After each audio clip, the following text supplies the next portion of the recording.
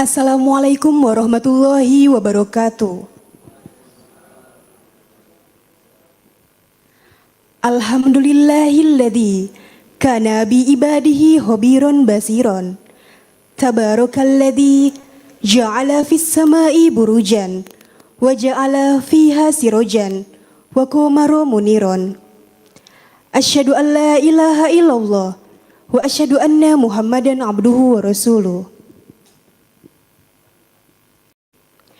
Good afternoon, Excellencies, honorable speakers, distinguished guests, ladies and gentlemen. Before starting the event, to open this agenda with a poem in Bahasa Indonesia to welcome all of you. Matahari pagi menjulang, burung merpati menari-nari. Kami ucapkan selamat datang. Terima kasih berkenan kemari.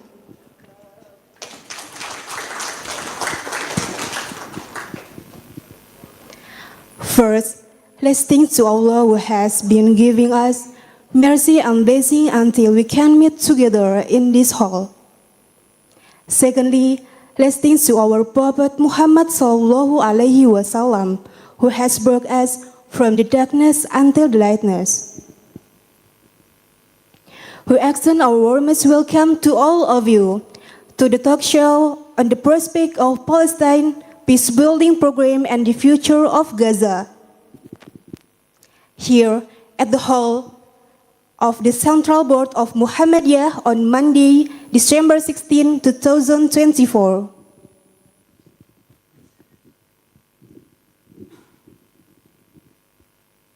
It's really an honor for me to inform you that among us today we have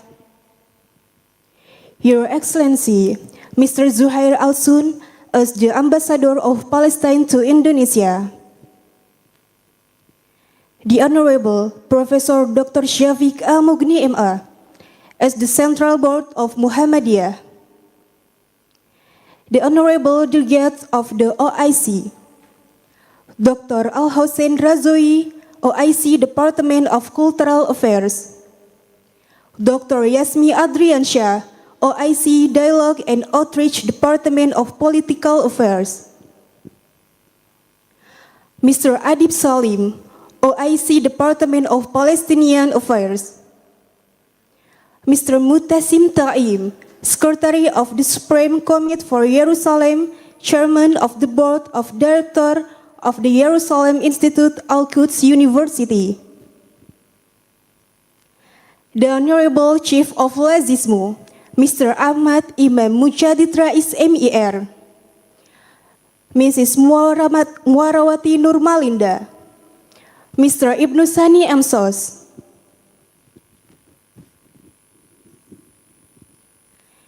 The Honorable Chief of Al-Hakai, the Central Board of Muhammadiyah, Mr.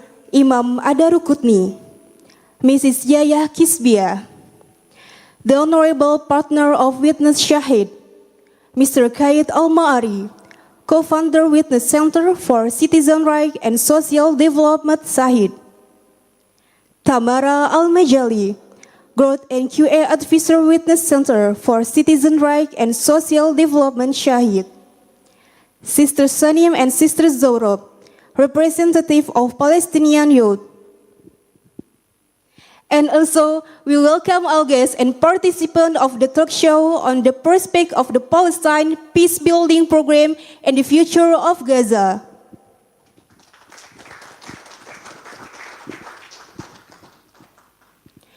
To the esteemed guests, let us listen to the welcoming speech to officially commence this agenda delivered by the Chairman, Central Board of Muhammadiyah, Professor Dr. Syafiq Al-Mughni, MA. We kindly invite him to the stage.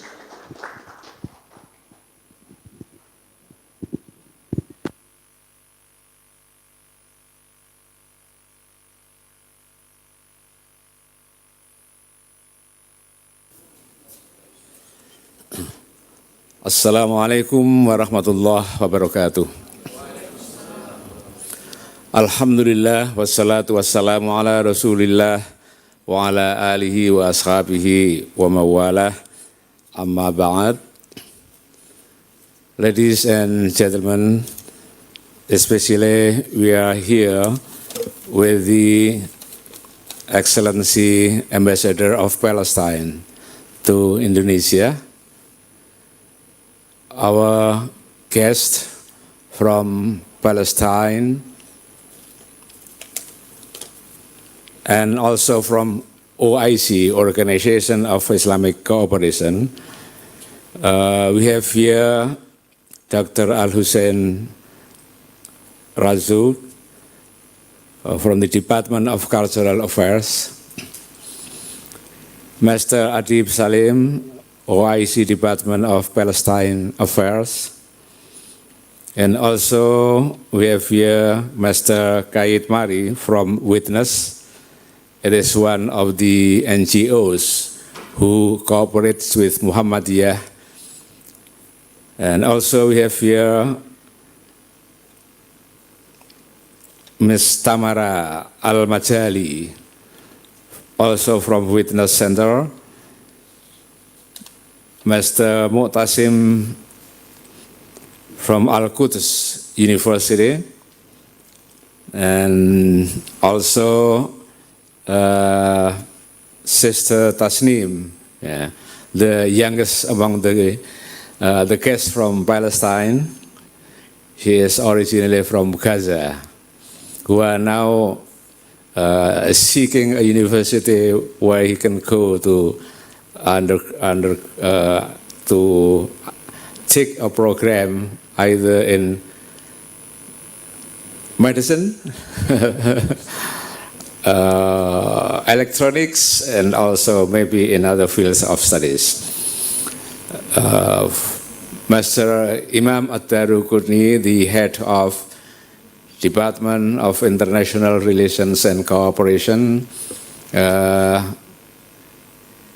Ms. Yaya Hizbiyah, the Secretary of the LHKI, Mr. Mujatid Rais, the head of LAZISMU,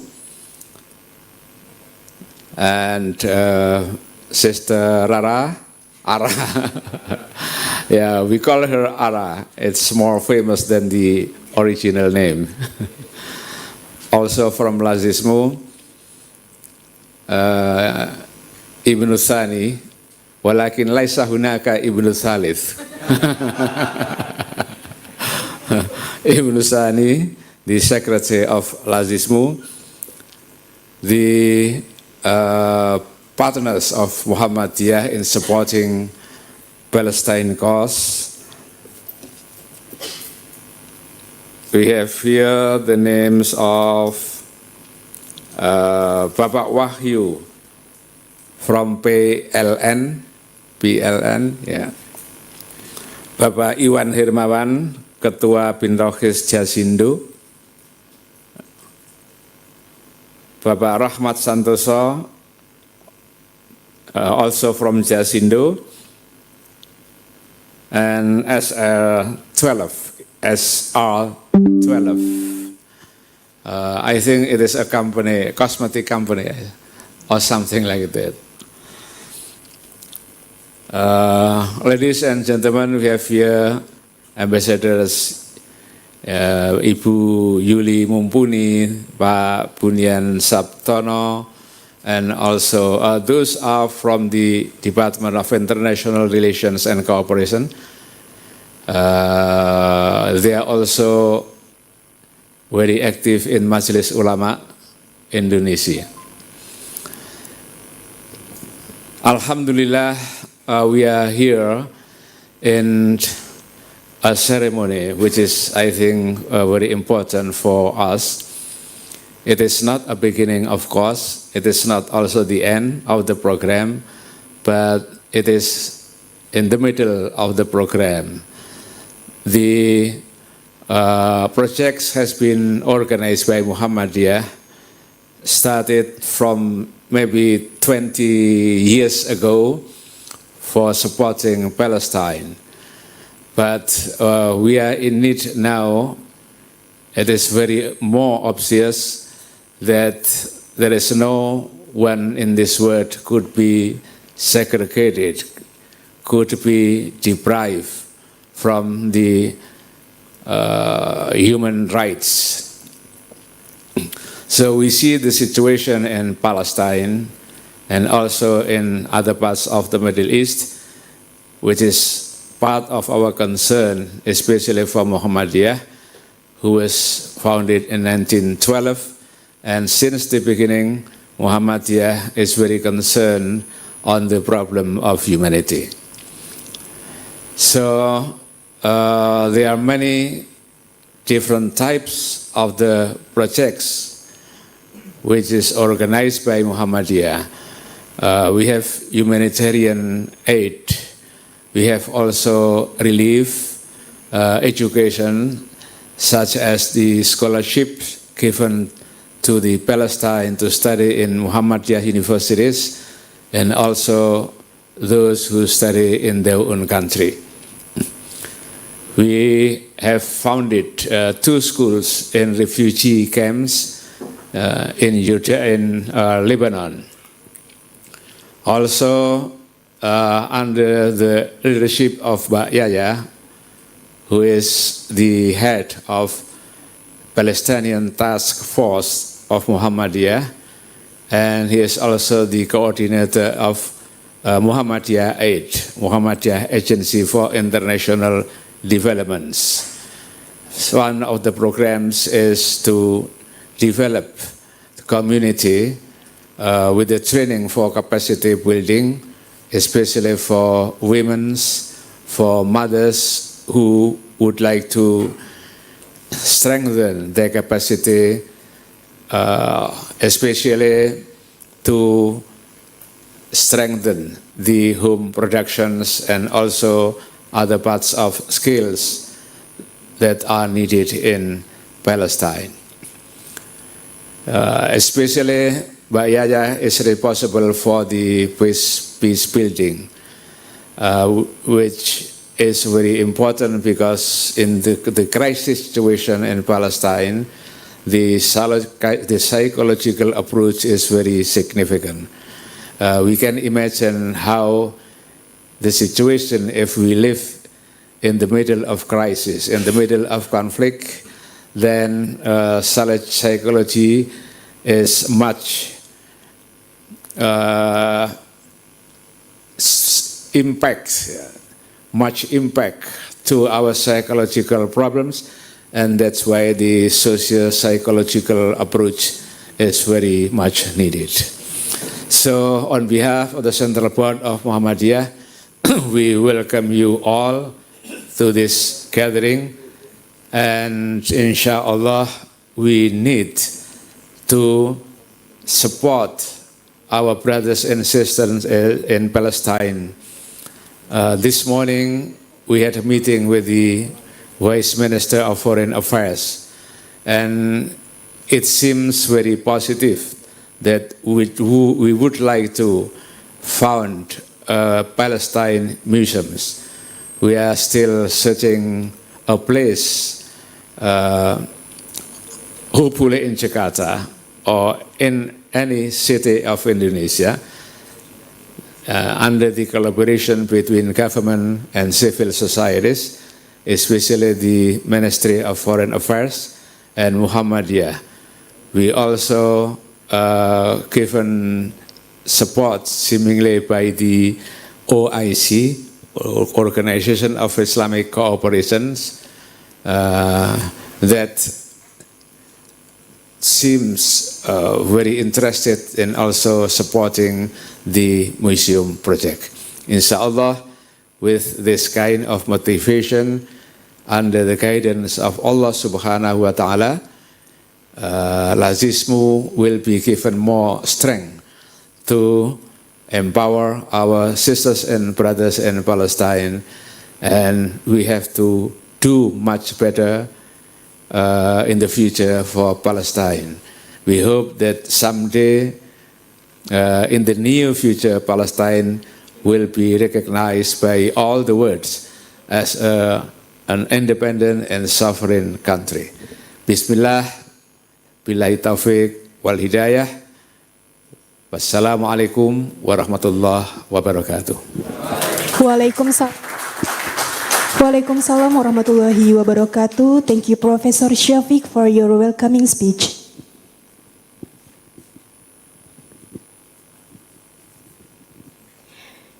To the esteemed guests, let's pay attention to the presentation LAZISMU program in Palestine. We kindly invite the Chairman of the Board of Trustees of Central LAZISMU, Mr. Ahmad Imam Mujadid Rais MER. Please come to the stage.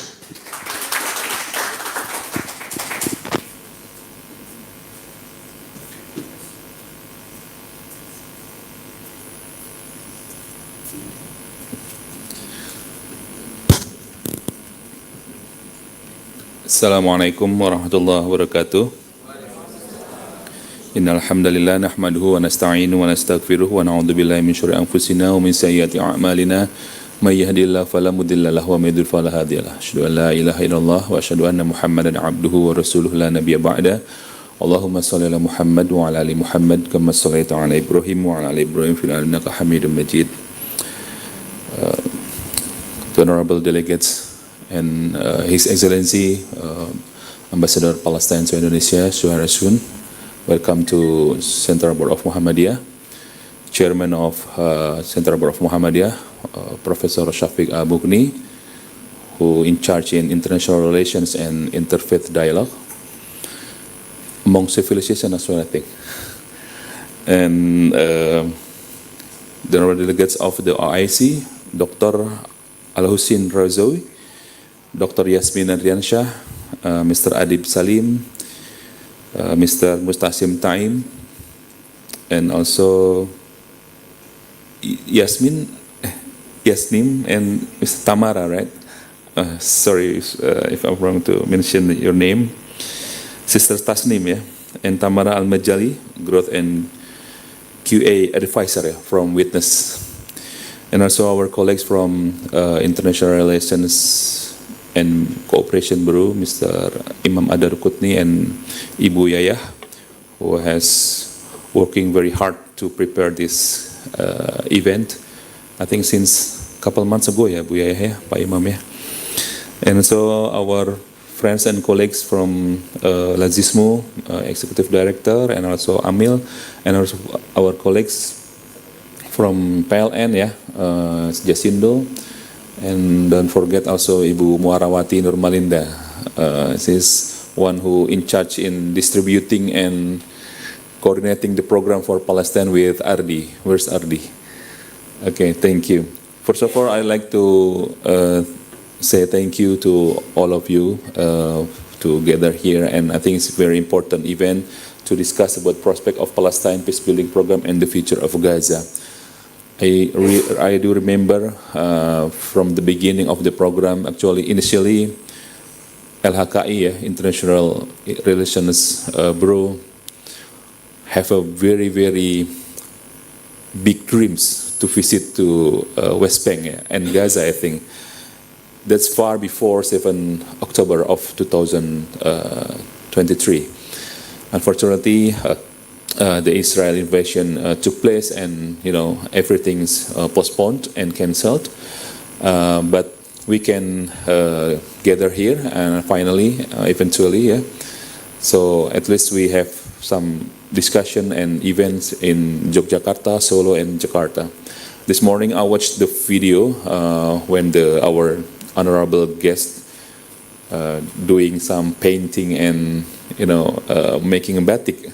I think it's quite interesting when they learn about cultural things in our society. First of all, on behalf of LAZISMU is National Board of Zakah.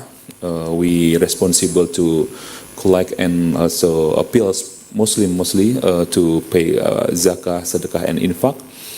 And in the terms or in the case of Palestine, since 2018, we have been collecting donation for our brother and sister in Palestine. In Indonesian society, the Palestine issue is very, very central. I think every time you go in the mosque, maybe, or in the social media, you will see the Palestine flag, and even people in social media can discuss and debate about the Palestine and which one is you support or which product you boycott, for example, because the product is support the Palestine. And currently we have distributing nearly in rupiah 31 billion 300 million something, or closely approximately near close to $2 million. And it's Shafiq mentioned before, it is distributed in several programs, education and then empowerment, and also food and hygiene pack.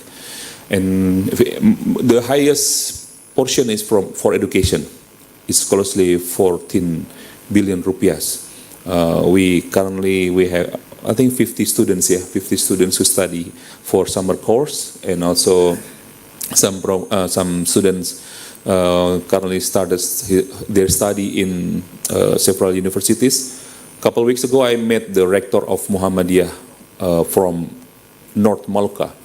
I think there were 7 students, 6 male and 1 women, and they also asked to LAZISMU whether they can support for their daily needs. And the problem or the issue with the distribution of the Palestine aid, I think how we can get into the Gaza. In the beginning or before the conflict or before the 7th October, I didn't mention about conflict because it's invasion, right, from Israel, because it's also a sensitive word. Previously, we have several cooperation, right, with WAFA and GDD, and we can directly enter to the Gaza. And even before, when the 7th October 2023 took place, when many Indonesian organizations still waiting for the support, LAZISMU and Muhammadiyah, it's already there. And when the Rafah border closed, and I do remember it's very confused how we can support Palestinian brother from Indonesia. We also have cooperation with the government, with the military, with the police, and also with many non-government bodies across Indonesia. And we found that the problem is how we distribute it. Last September, I visited to Jordan, Pak Yasmin, and according to the ambassador of Jordan, he mentioned the only possible way to support Palestine is through Jordan. It could be to West Bank and also to Gaza, even though we know that to Gaza is very, very far away, right? And the security issues and also the jurisdiction from Israel is also become the issue. But finally, Alhamdulillah, on the 8th of December 8th, 2000, I think last week, almost to 3,040 hygiene packets has already arrived in Gaza for 18,200 something beneficiaries for the refugees. And we are very glad because we have to wait, I think, more than 2 months since we visited to Jordan. Finally, we are glad and happy to have you here, and hopefully with assistance and guidance from Allah, we can continue to support and provide assistance for our brother and sister in Gaza and in Palestine. And inshallah, in the near future, Palestine will be a sovereign state and also become the independent state, inshallah. Thank you. Wabillahi taufiq wal hidayah. Assalamualaikum warahmatullahi wabarakatuh. Waalaikumsalam warahmatullahi wabarakatuh. Thank you, Mr. Rais, for your address.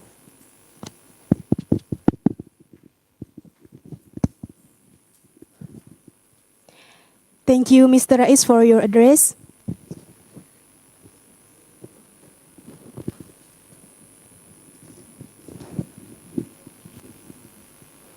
This time we would like to take a moment to present a video about LAZISMU and Palestine. Please enjoy the video.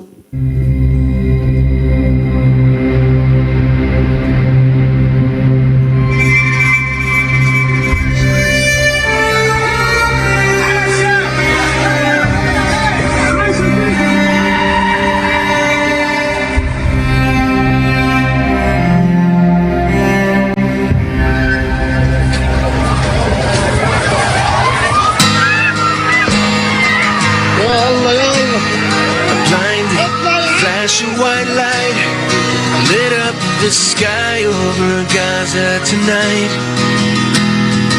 People running for cover, not knowing whether they're dead or alive.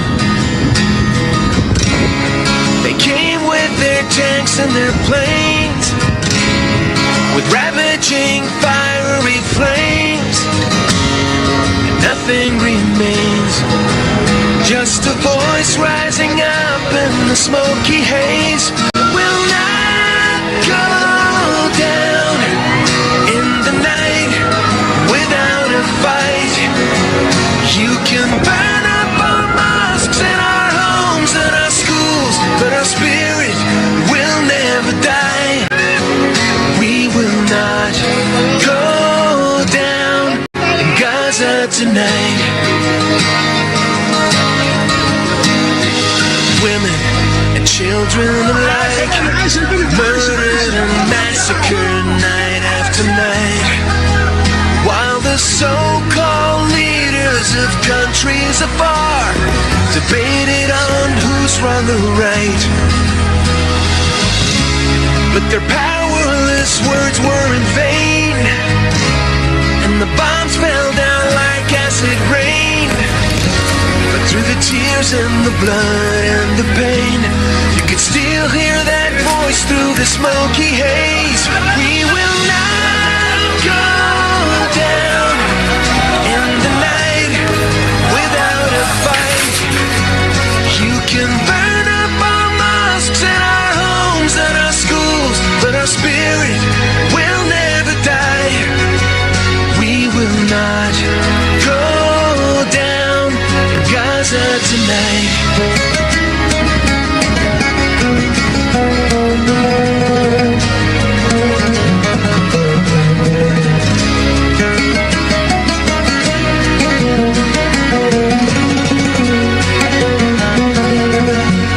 We will not go down in the night without a fight. You can burn up our mosques and our homes and our schools, but our spirit will never die. We will not go down in Gaza tonight.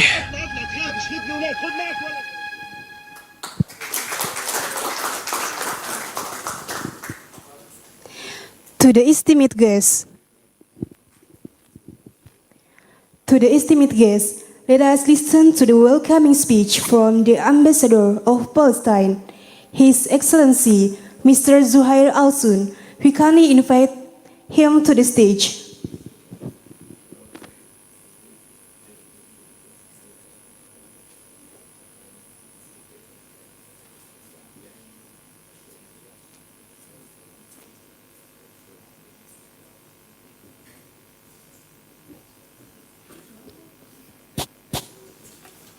السلام عليكم ورحمة الله وبركاته.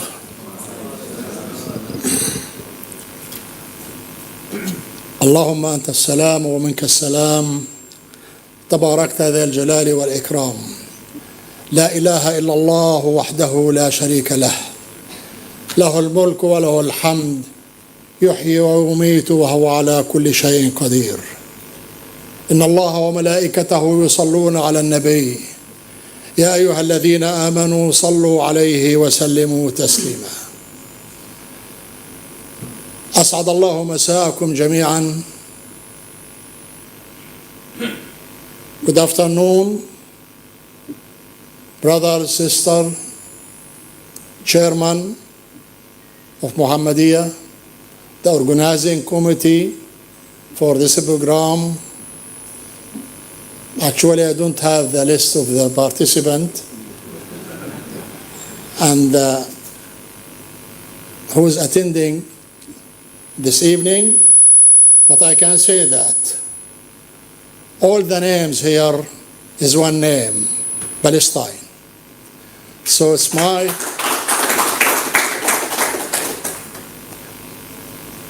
pleasure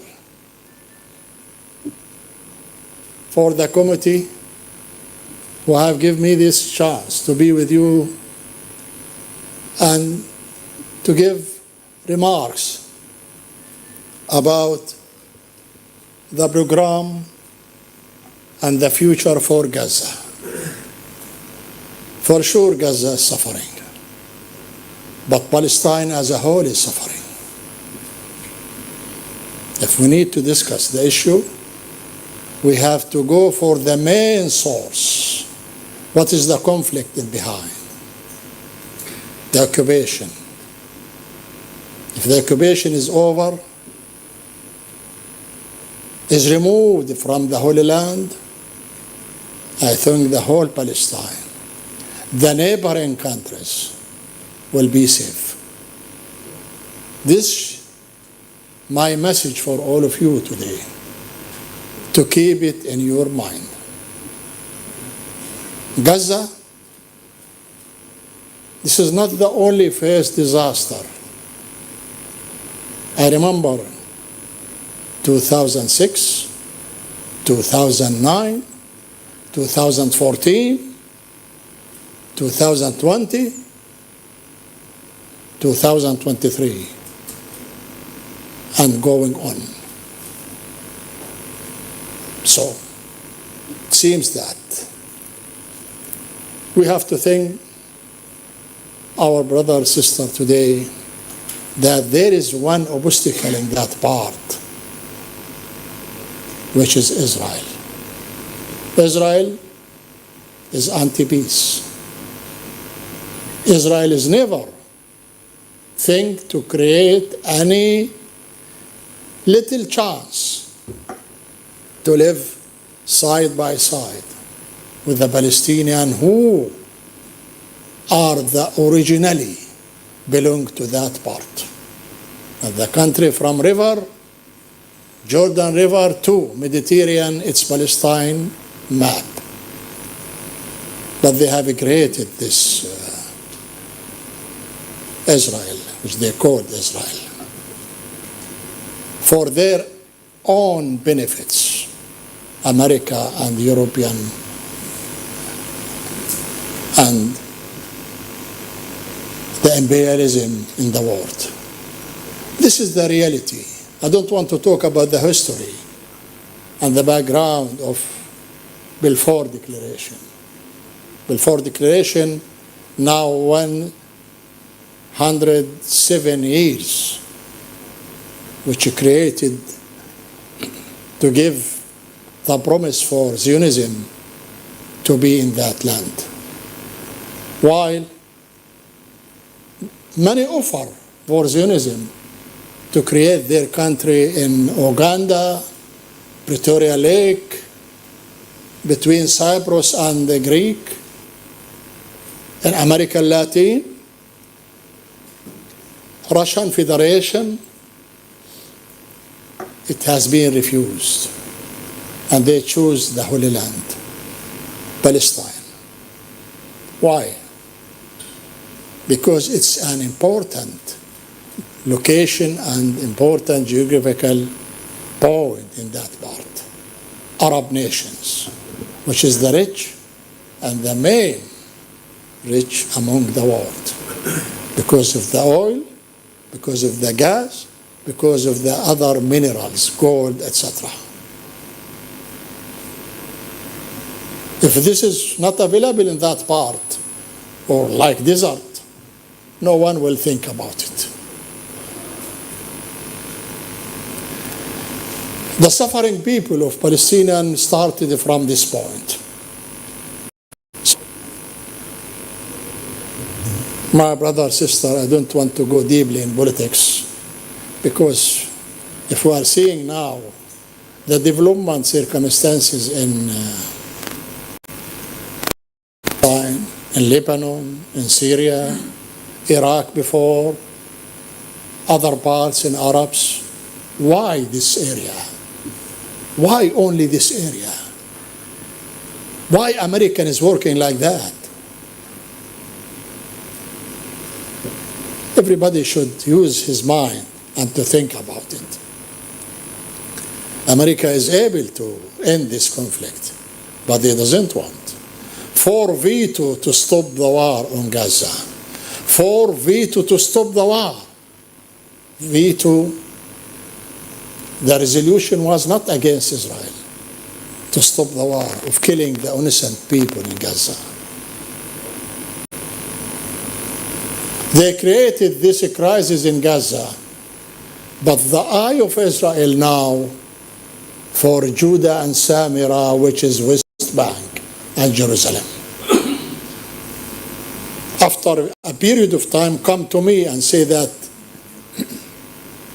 you are a true ambassador or you are not true. Netanyahu and his cabinet and his settlers see what is his activity in West Bank nowadays. I was there 2 months before and I have seen everything. Anyhow, brother and sister, I don't want to say more. Now, I wish all of you successful in your program for Palestine as a whole.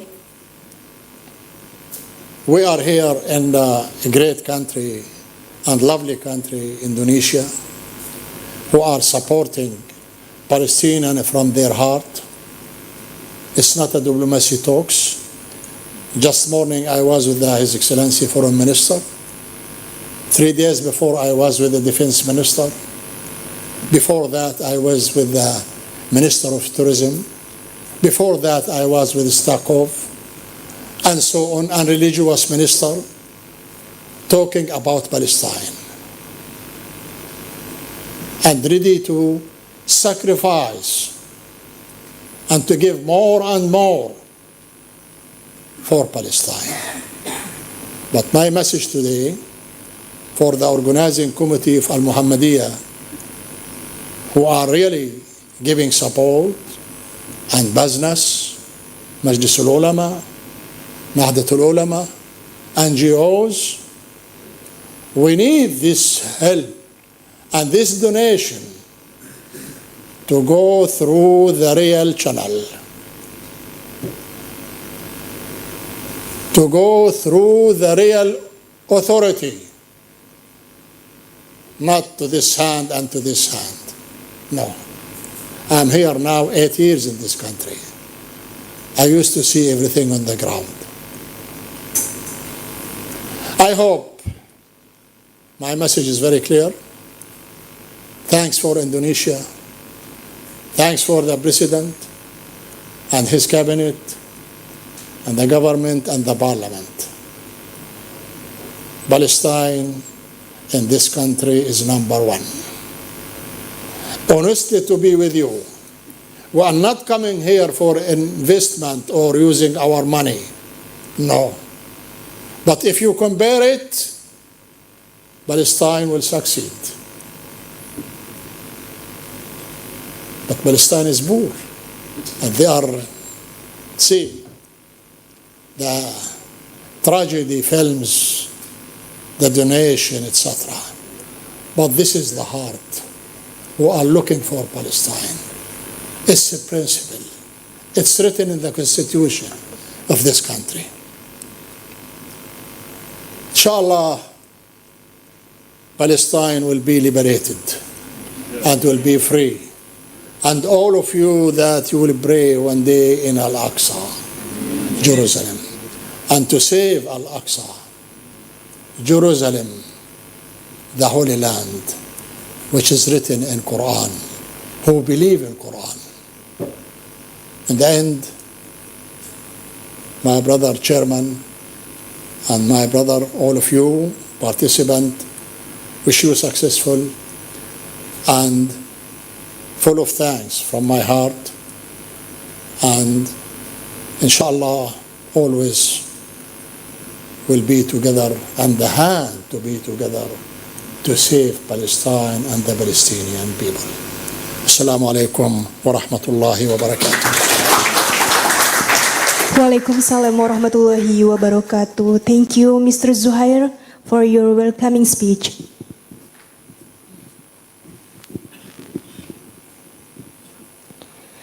Ladies and gentlemen, For the next session is a talk show on the theme Prospect of Palestine, Peace Building Program and the Future of Gaza, which will be led by Mr. Dr. Yasmi Adriansyah from LHKI and OIC. We kindly invite him to the stage.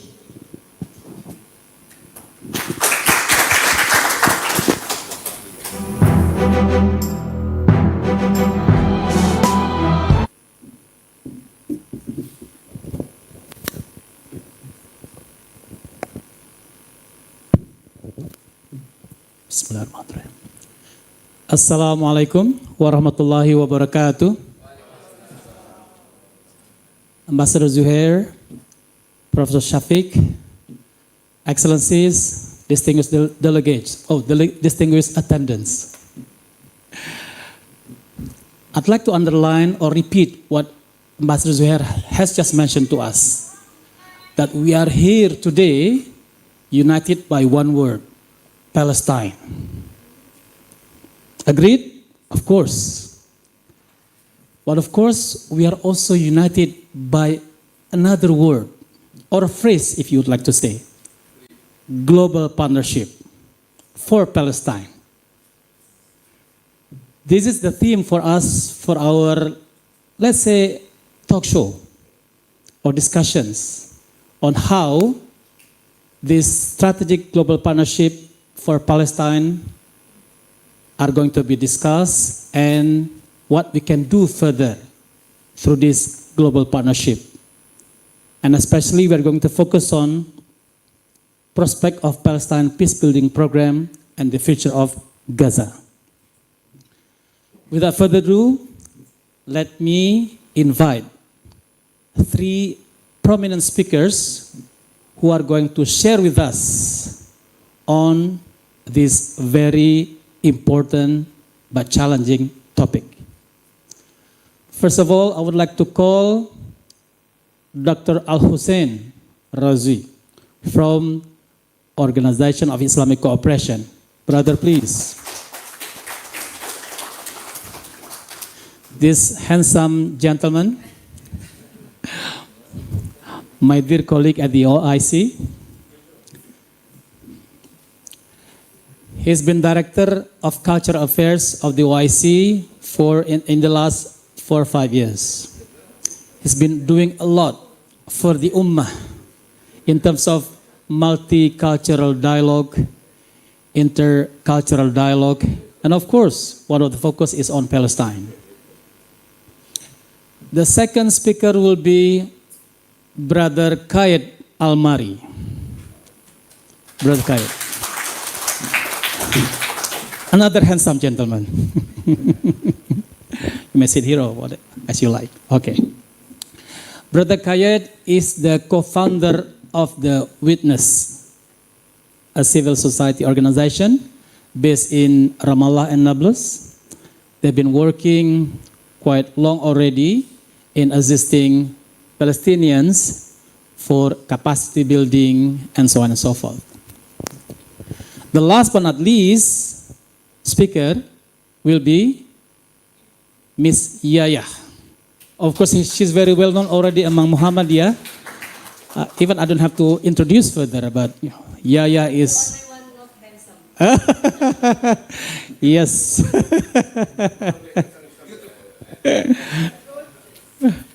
Yaya has been very well known at the Muhammadiyah, so I don't have to introduce further. Yeah. But Yaya, if I may say that, very instrumental in implementing this very challenging program. Of course, as Professor Shafiq mentioned, that Muhammadiyah has been there supporting Palestine in the last 20 years. There have been, but through LAZISMU and so on and so forth, of course. And then people of Muhammadiyah and of Indonesian generals, they are willingly or sincerely contributing through LAZISMU, through Muhammadiyah, for our brothers and sisters there. But for this event, let's say, program, Sister Yaya is the leader for the task force on Palestine. All right. It's not going to be too formal, so please, you may also have your drinks, foods, and so on. Yeah, be patient. But anyway, allow me to start with the ladies. Okay, even though I call the first gentleman, but allow me to start with the ladies. Yeah, Miss Yaya, could you take the microphone? Yes.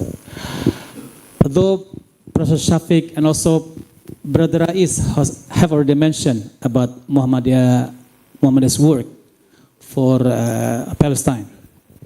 Perhaps you can again give brief information to audience, especially for our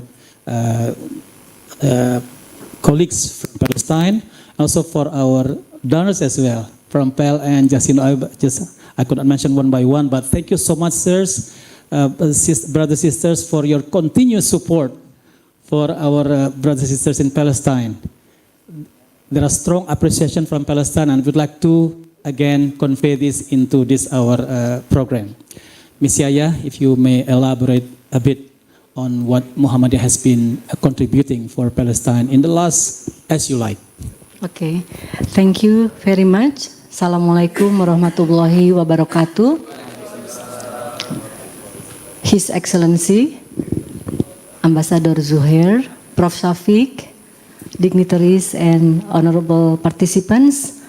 I think Dr. Yasmi has introduced me a little bit too much because I'm not that important.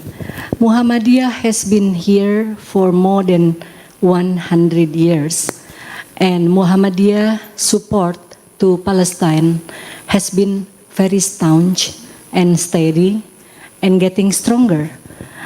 My role actually is coming in the last perhaps 2 or 3 years, yeah, but especially since last year when I got appointed as the Secretary of LHKI, Department of International Relations and Cooperation. Of course, personally, my support for Palestine, like not all of you, has been forever. But since last period, when I was just a regular member of LHKI, I was thinking about contributing to the freedom and the sovereignty, the more peaceful state of Palestine from a different kind of angle, a different kind of program. We know that Muhammadiyah has been consistent and strong in giving support in regards of humanitarian relief, and since I think 2018, just before the COVID, Muhammadiyah also designed capacity building. So this is something new, capacity building. Capacity building was rather novel also. Rather novel, okay. Traditionally, we supported Palestine through, of course, humanitarian actions, medical supports, and also through political advocacy through the Ministry of Foreign Affairs. For example, last year we have discussion and design a recommendation for the Ministry of Foreign Affairs through Her Excellency Ibu Retno Marsudi, for oral presentation to how do you say it? To make a case against Israel, in the International Court of Justice. But what I was referring to, a novel approach, a novel angle, was that we try as Muhammadiyah support Palestine for peace building, especially for its youth. There are so many segments within the Palestine that needs support from us.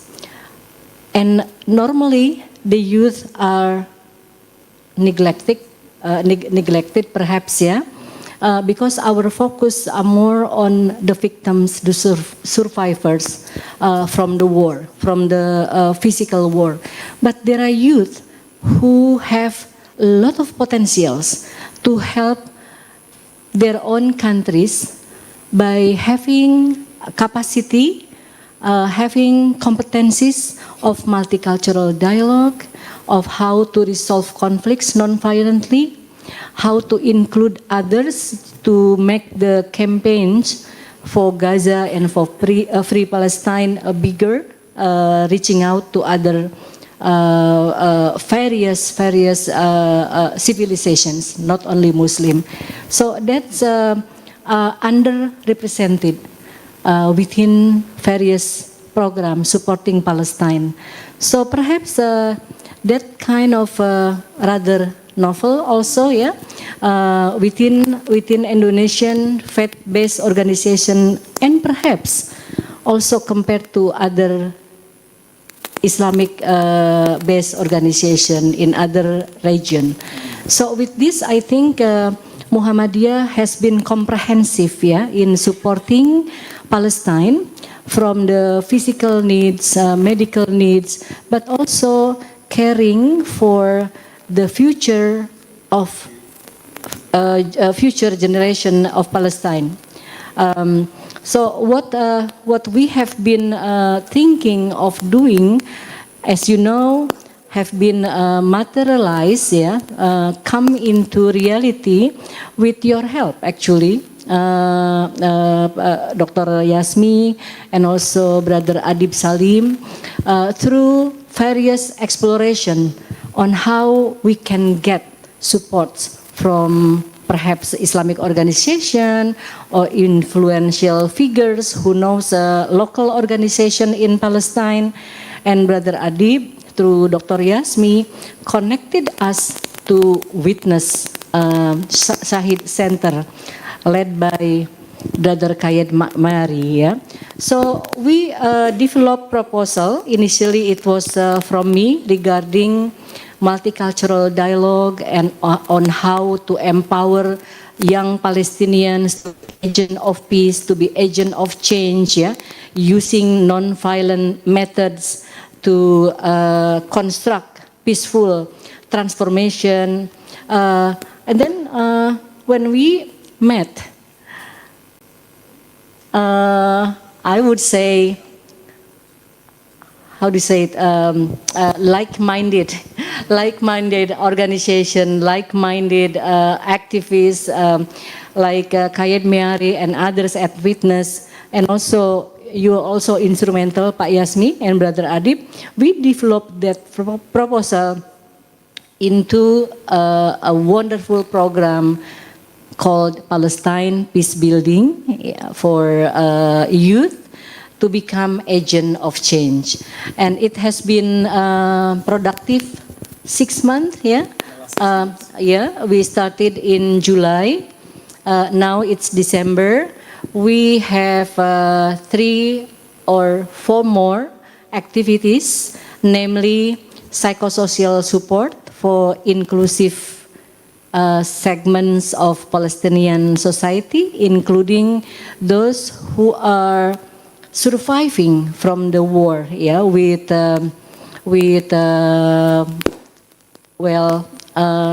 disability issues.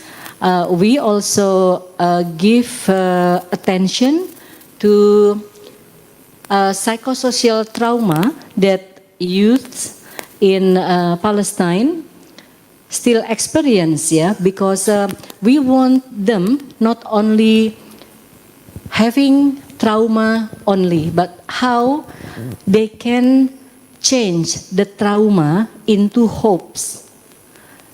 We know that suffering is there, like Ambassador Zuhair mentioned, but we are amazed actually that the state of sufferings, the state of miseries can be turned into hopes and resiliency among Palestinian youth.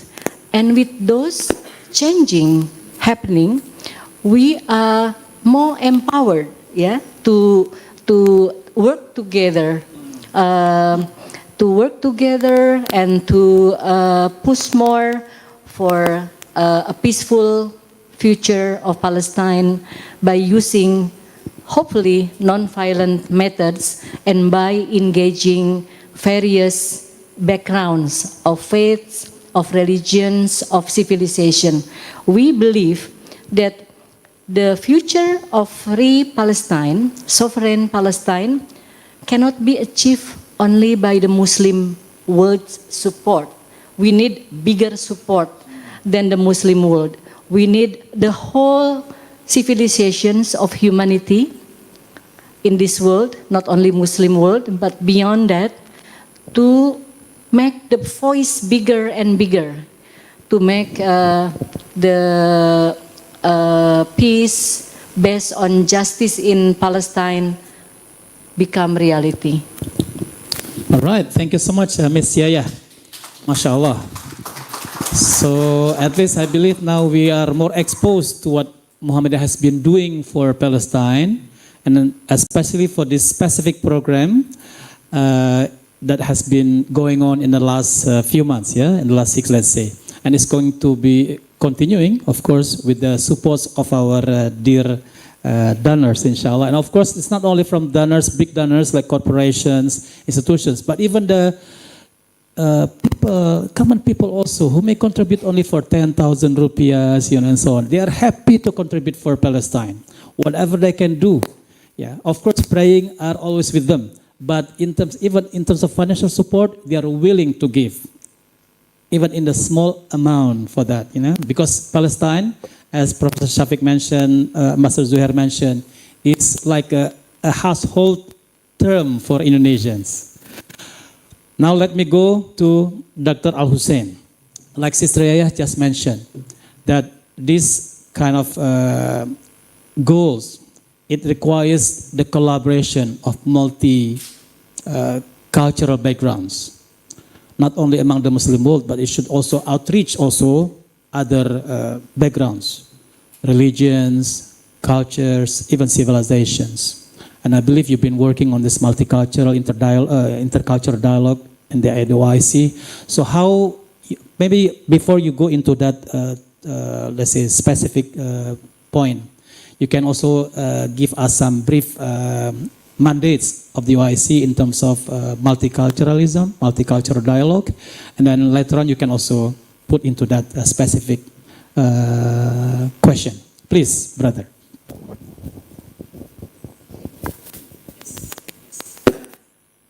Hi, do you hear me?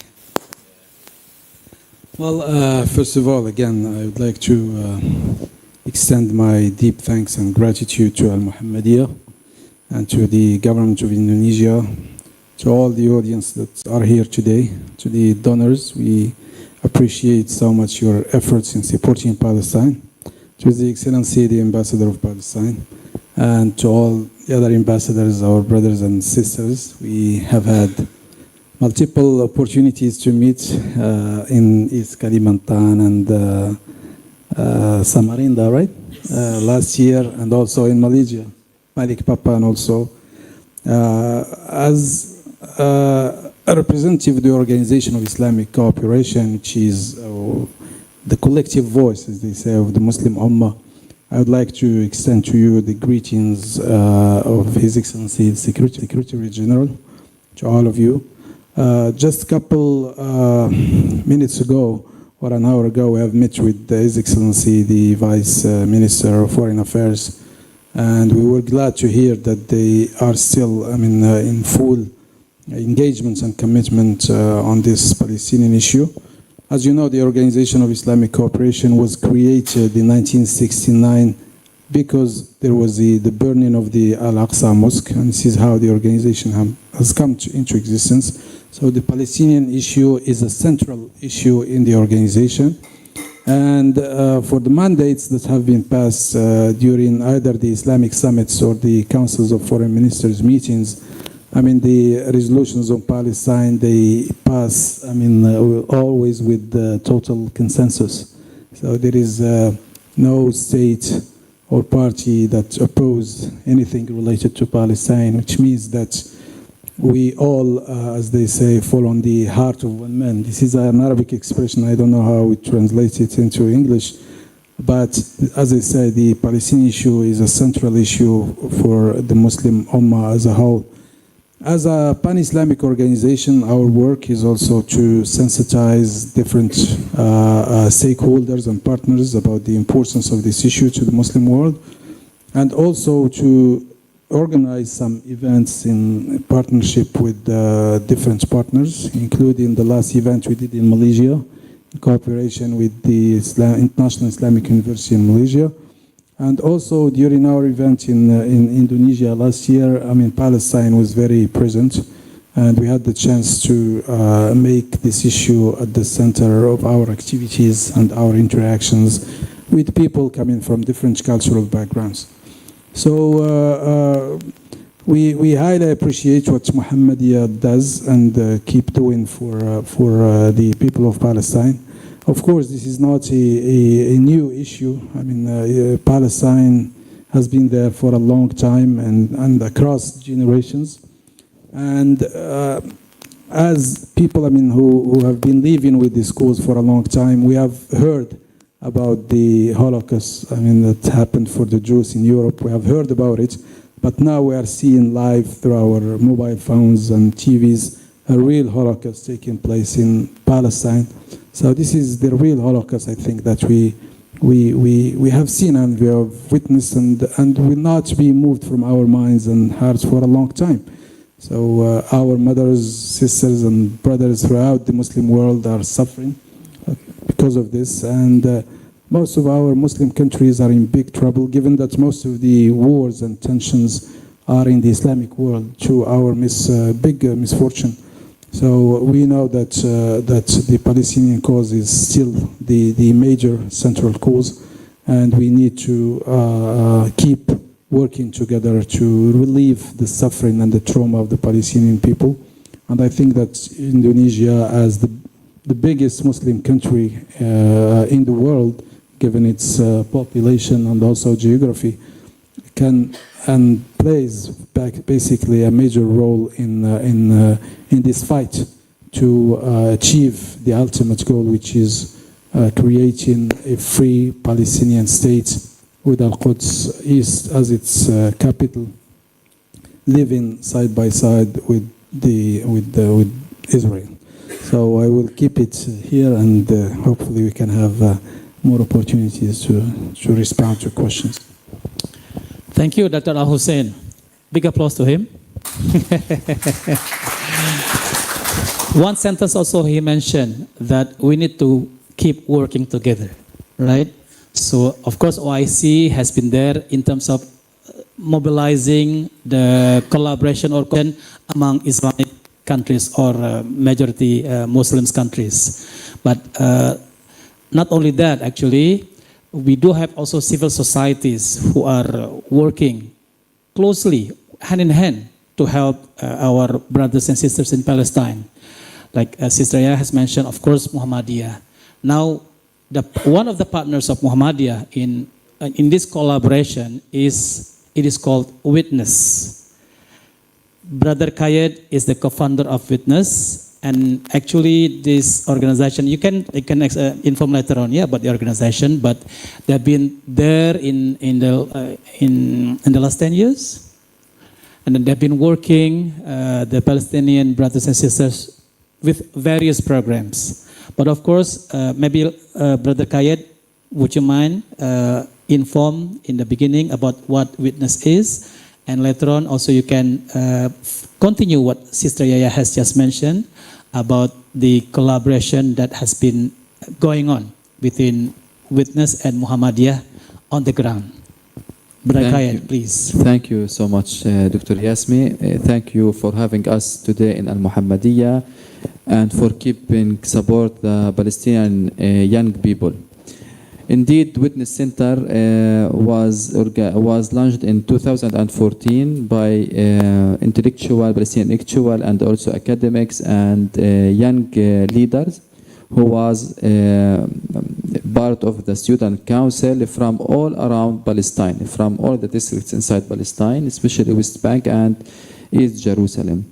And the main idea behind launching or building this institution or this platform was that we think the young people is the main community in Palestine who was targeted by the occupation. If you are looking to the prisons, Israeli jails, you will see the most of them are when was they jailed, they was young.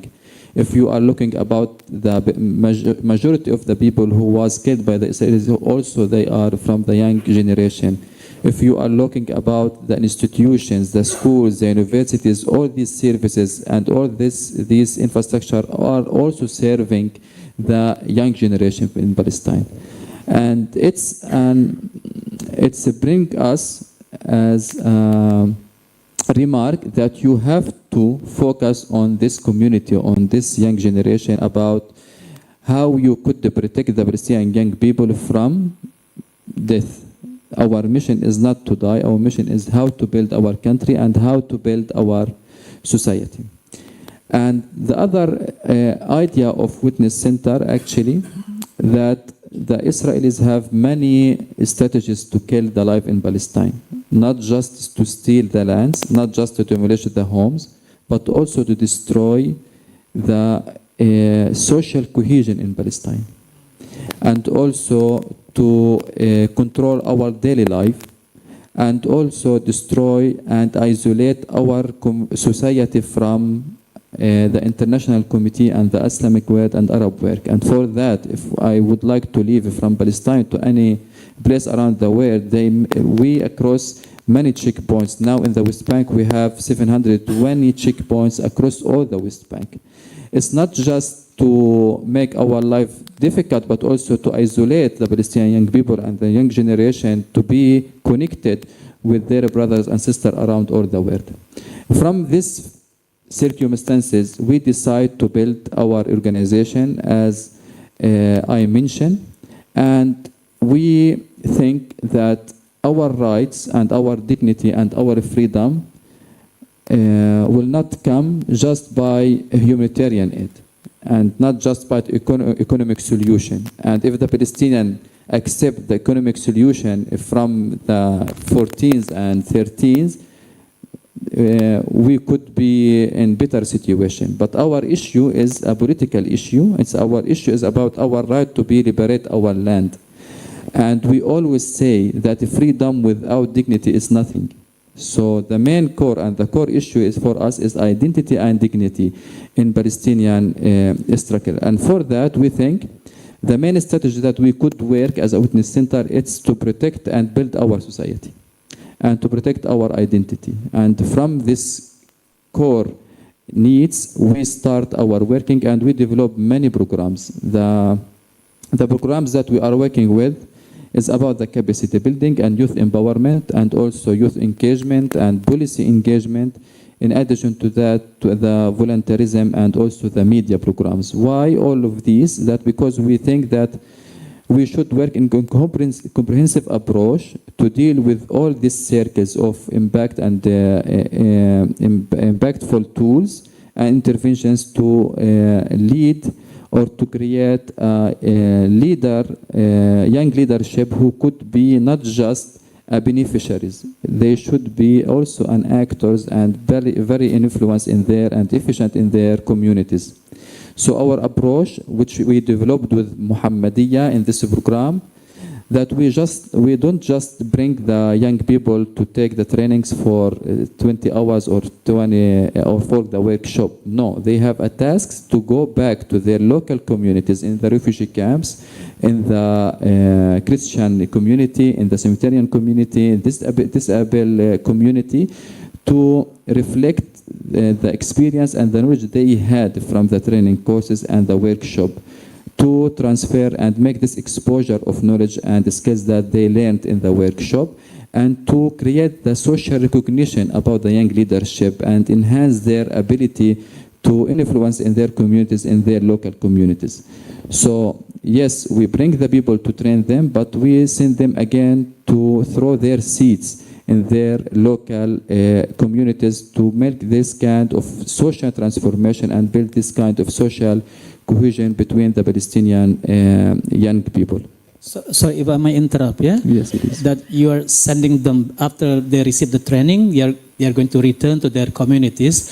Can you give the examples of the cities that they are from? Are they from just Ramallah or?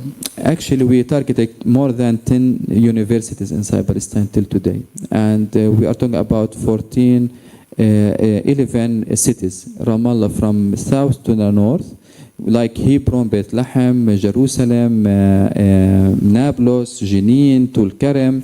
All these cities inside West Bank was targeted and benefited from our program. Why that? Because we are going to a focus group from each city and bring them for central training shop, and then send them back to their local communities to build their info sessions with the universities and more.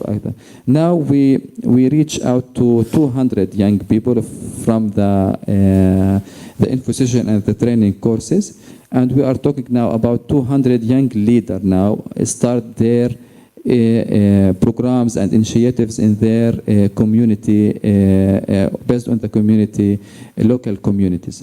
What made this project is critical for the Palestinian, that because it's focus about change the mindset of the young people inside Palestine.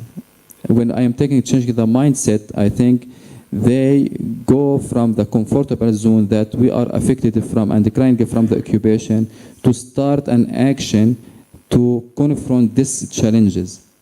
And when you are encouraging the young people to start act, not just witnessing, it's our slogan. It's time to move from witness to act. We have to act against the challenges that we have inside our region, and the vital power that we have in Palestine is our human resources, and especially the young people. When you provide the young people with the empowerment that they need and the knowledge and the skills, they could be invest not just in the future, they invest in the present. That's because they change their circumstances basically initially, and after that they will help others to change their life and change their behaviors. The second issue about the concept. When we say peace in our context, usually we start talking about the Israel-Palestinian conflict when we use the term of peace. This time we also succeeded to put the peace as a term and a definition, as a concept, as a peace within the Palestinian community, as a need for the Palestinian community without taking our consideration, or it's not the priority to talk about the Israel. We are talking about our needs to have this kind of platforms and internal dialogue. Why? That internal dialogue, it's a main channel for conflict resolution skills, and it's helped the Palestinian for enhancing the cohesion in our society, and also unity as a core component in our struggle to defeat the Israelis, and this is our unity and our to have this our strong and concrete and unite society. And for that, I think it's the first time in Palestine that we start working with the peace building from the local needs as internal needs for the Palestinian people and the Palestinian society, and also supported by an Islamic country, which it's mean that you have this trusted and credible partner who are looking for Palestine as a priority and is seeking to support the Palestinian people to reach their peace, internal peace, and to bring them with the tools and the skills that they need and the concept they need to build their society and their states, institutions, without link it with condition to have this relation with the Israeli government and etc. It's another approach that we experience now with Al-Muhammadiyah. And for that, I think This program is very important for the young people, and this program is very important for the Palestinian.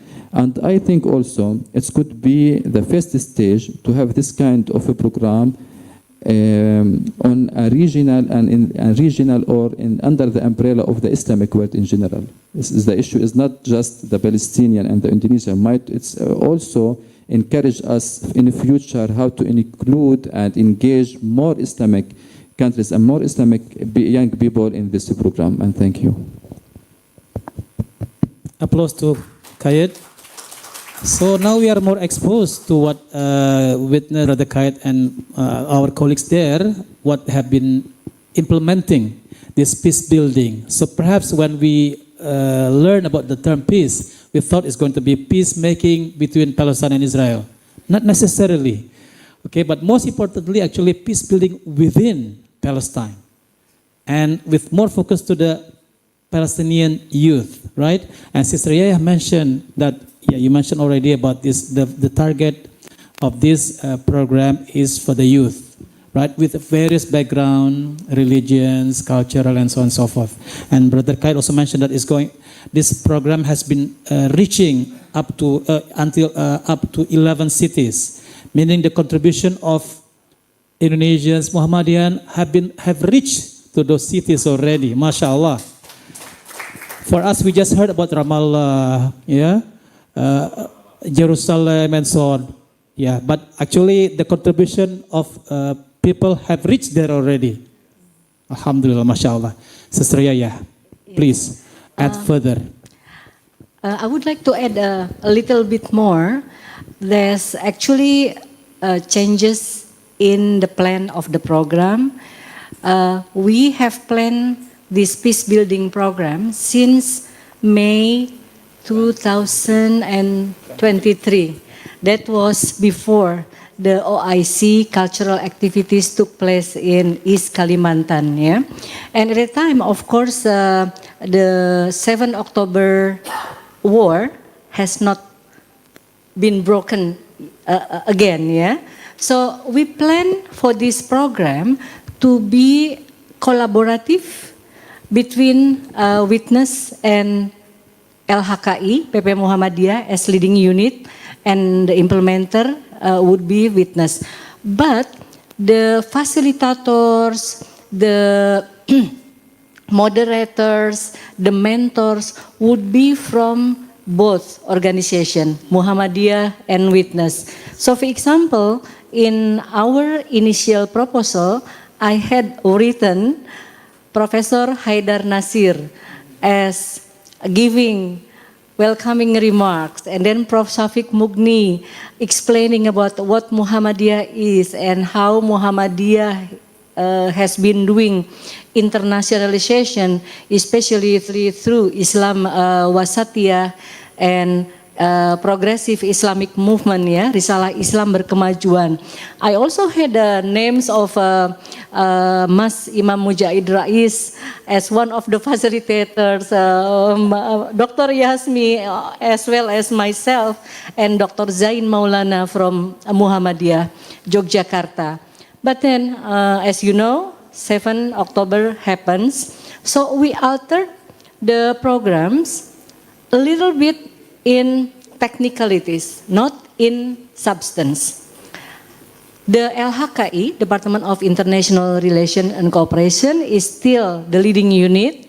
Witness, it's still the implementing partner, but now we entrust all the execution of the programs to Witness, yeah, because they are on the ground, and we are very longing. We've been very longing to go there, like we plan to, but the security issue doesn't allow us yet. Hopefully, next month, January or February, or perhaps even in March, we can go there because there's an invitation from the World Lutheran League, yeah. Prof. Syafiq received the invitation from the World Lutheran League, based in the U.S., but also based in Jerusalem. to work collaboratively among Muhammadiyah and other faith-based organizations, as well as local Palestine NGOs. So hopefully with that, we can amplify, we can capitalize, and of course, most importantly is making real difference in empowering youth, improving capacity and competencies of Palestinian youth, while we Muhammadiyah also learn. There's so much to be learned from Palestinian youth and peoples. Sometimes, many times, I am amazed that there's so much strength, resiliency, and beauties, coming out from so much sufferings. So with this, I think I'm speaking now to the partner philanthropists, PLN, Basnas, and others. With this, we all need your support, to make this program sustainable and achieving more meaningful output and outcomes, that will make Palestinian freedom happen in the near future. Thank you. Thank you, Ms. Yaya. Dr. Al-Hussein, Ms. Yaya mentioned that this program is even connected as well with our faith-based organizations, right? And also with the youth as well.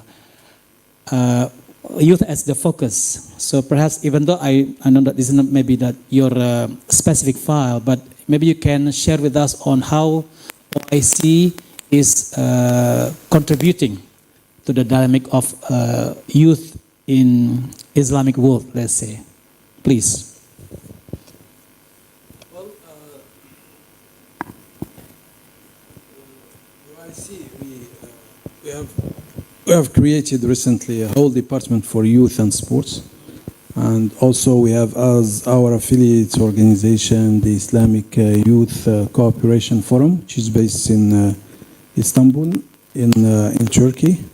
And we have a couple other organizations. You know, the OIC is made up of specialized subsidiary and affiliate organizations. And among the organizations that are very active in the youth sectors are, the ICYF, but also ICSCO, for example. They hold different programs working on youth capacity building, youth engagement in social life and in community life and in politics as well.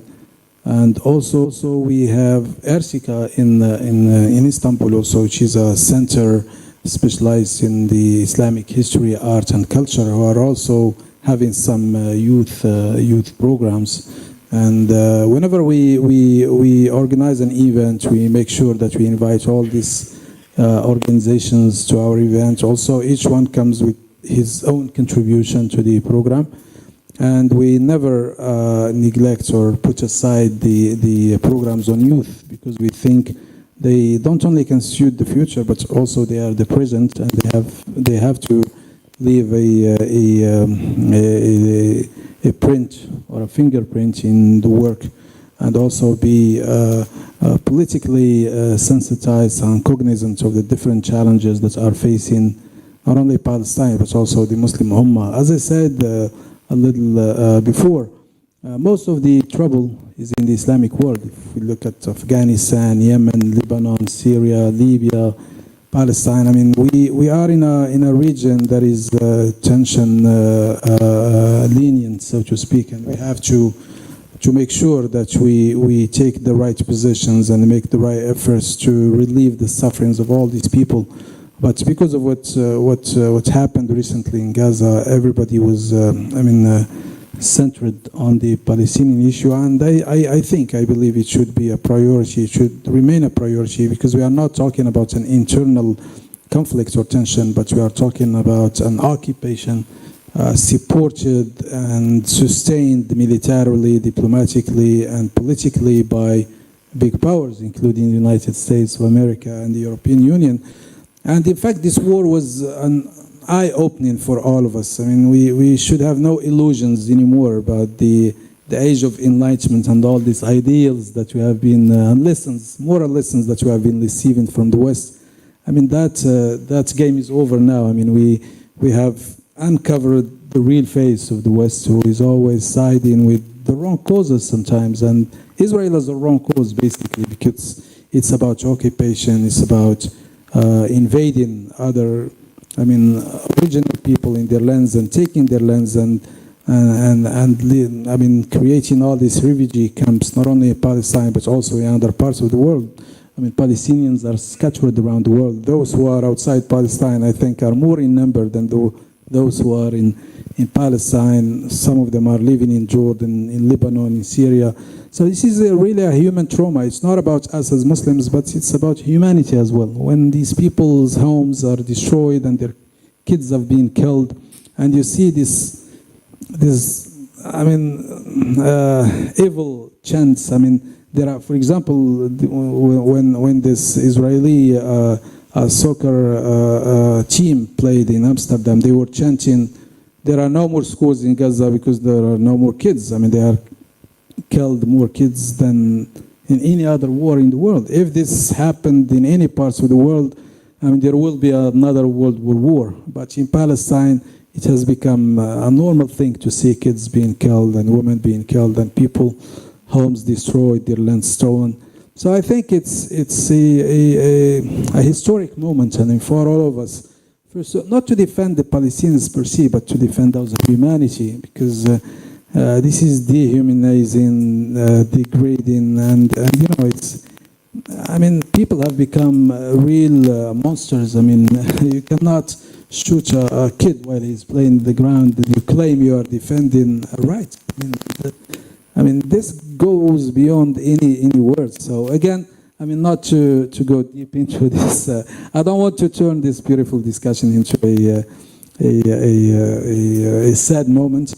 But we have to capitalize on our potential. I think the Muslim world and also some other voices in the Western world. We have seen the campuses in the USA, we have seen marches and demonstrations in Europe supporting Palestinians. So it was an outcry for the right of Palestinians. I think we should capitalize on this momentum that has been created since the eruption of this, I won't call it war, because when we talk about war, we talk about equal parties, but this is an aggression, this is an occupation that has to be end, and we have to, again, to have our youth ready, because the challenges that are coming for the Muslim world is really great, and we need at least people who are aware of these challenges and who are equipped, not only with the means, I mean, but with the ideas and with the ideals and the principles and the attitudes to act as responsible citizens. And you know, we as Muslims, we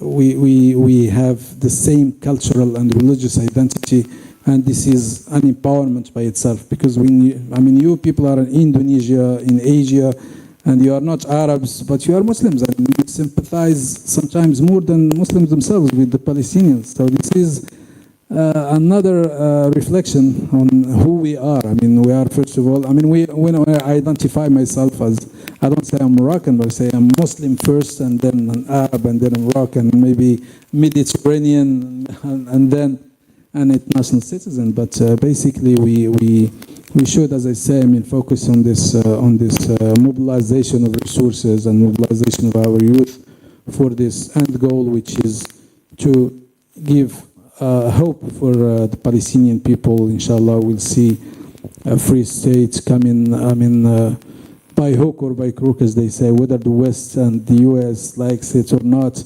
Inshallah, that day is coming. Thank you. MashaAllah, MashaAllah. Yes, Brother Kayet, I'd like to go to you because I think he mentioned something very interesting that maybe I'd like to follow up with you. But anyway, from the audience also, if you have questions, comments, please do. You are open for that. But after I ask Kayet, yeah? So please, do have microphones also down there?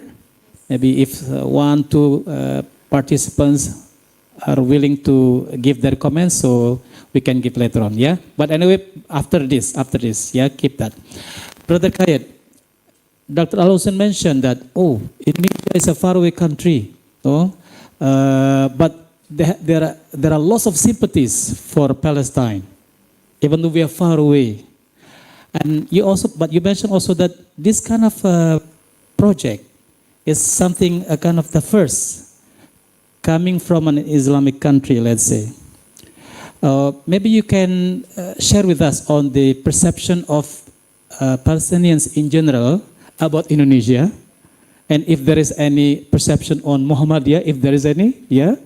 So maybe from that we will know how Palestinians look at Indonesians. Yeah, Brother Kayet, please. Thank you for this question. It's remind me that I'm a journalist. Yes, actually,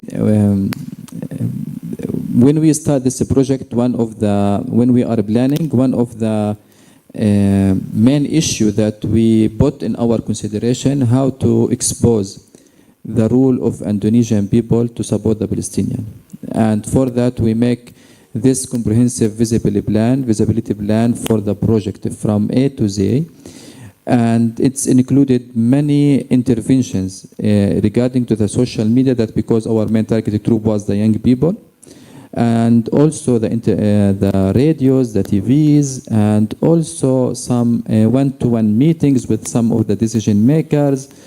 And we make also MOUs with some of the universities, just to expose and make this exposure and highlight about the rule of Muhammadiyah and the rule of the Indonesian people and the historical support from Indonesia and Muhammadiyah to the Palestinian people.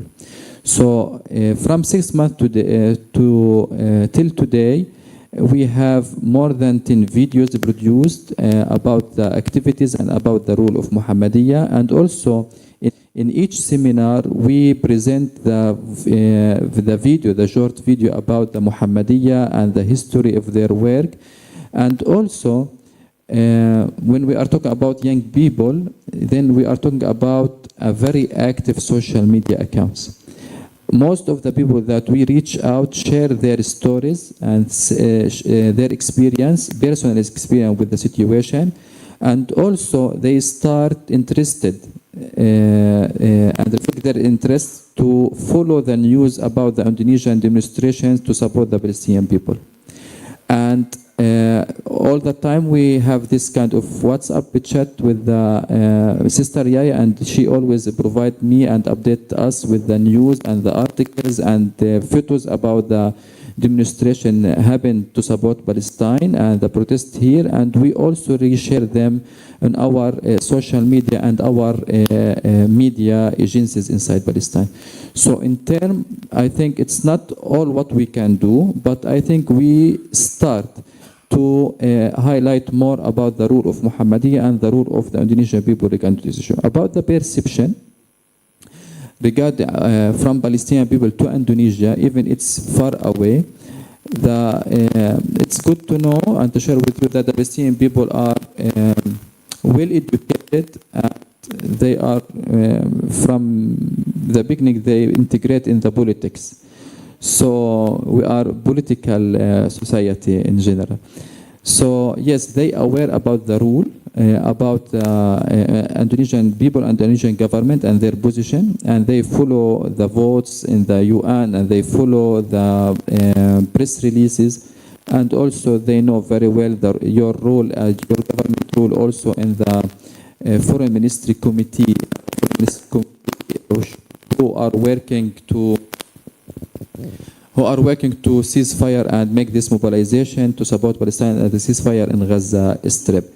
But I think there are many places to invest more, and we could do more by this partnership.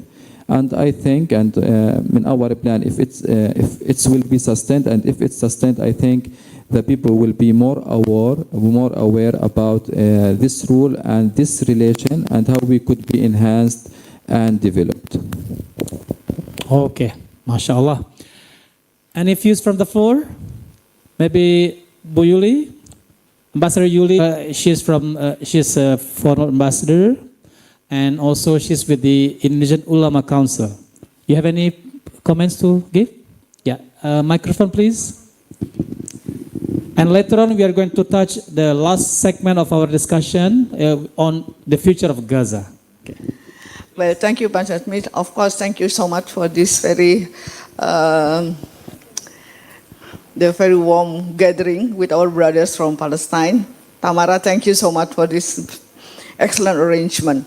I would like to ask your brother from Witness, as we understand that now also attending here, our friends from philanthropy institutions, they maybe also would like to know the secret of your success in delivering all these humanitarian assistances. We understand that it was not easy for you to deliver because of the situation in Gaza, because of the different factions also you have to face. So maybe better you also convince them that you have such kind of networks in that area, entering from Jordania to Gaza or to other areas where you have to deliver your humanitarian assistance beside on the peace building. Particularly on this peace building process, I'm very impressed with the video show up. We would like to know, the peace buildings supposed to be built peaceful coexistence between the two, can be different parties. We would like to know exactly those participants come from which parties in that area. We hope that it also involves our brothers from Hamas and from Fatah. So because it is our strong advice, including to President Abbas whenever he came here, we always support for the Palestinian factions to be reunited. It is our own experiences when we face also colonialism. We have to also organize inter-Indonesian conferences before we face our colonials. Thank you. I think this by Yasmin. Thank you so much. Thank you, Bu Yuli. Look at her, just like a freedom fighter, you know. Bu Yuli, wonderful. I think you can respond that.